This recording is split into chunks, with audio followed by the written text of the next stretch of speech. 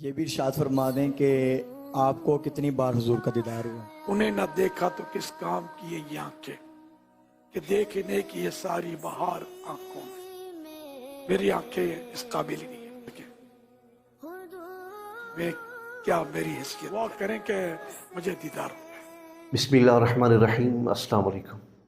اللہ رب العزت نے بے شمار مخلوقات کو پیدا فرمایا.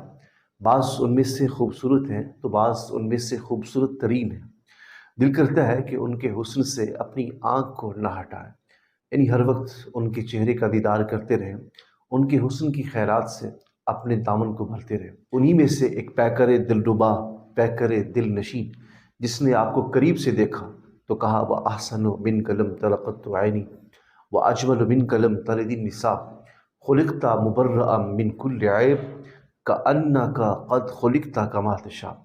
اور جس نے 15 صدیاں بعد دیکھا تو کہا سرور کہوں کہ مالک و مولا کہوں تجھے، باغ خلیل کا گل زیبا کہوں تجھے. تو کسی نے کہا مکھ چند بدر شاہشانی ہے، متھے چمکدی لاٹ نورانی ہے، کالی زلف تھے اکھ مستانی ہے، مخمور اکیہن مد بریاں.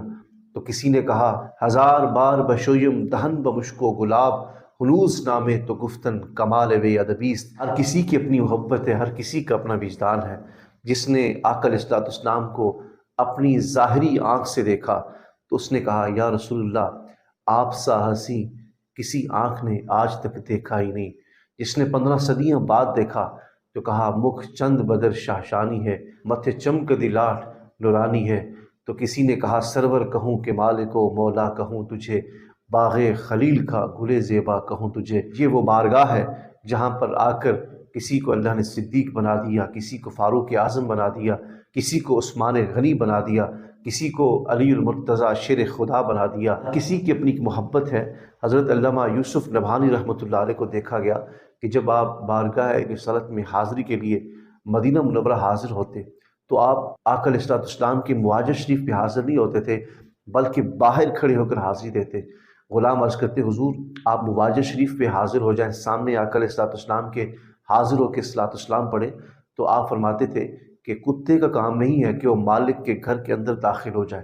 تو یہ ہمارے اسلاف ہیں، ہمارے بزرگ ہیں کہ ان کو آقا علیہ الصلوۃ والسلام سے اس حد تک عقیدت و محبت و احترام کا رشتہ آقا علیہ الصلوۃ والسلام کے ساتھ لگا ہوا تھا. آج صدیاں گزر گئی لیکن آج بھی ان کا نام چاند اور سورج سے بھی زیادہ روشن ہے، اس لیے کہ انہوں نے اپنی محبت و عقیدت کا جو رشتہ آقا علیہ الصلوۃ والسلام کے ساتھ جوڑا تو اللہ کریم نے ان کے نام کو تا قیامت جو ہے وہ روشن کر دیا کہ یہ وہ لوگ ہیں کہ جنہوں نے آقا علیہ الصلوۃ والسلام کے ساتھ، میرے محبوب کے ساتھ ایک محبت کا بے مثال رشتہ قائم کیا.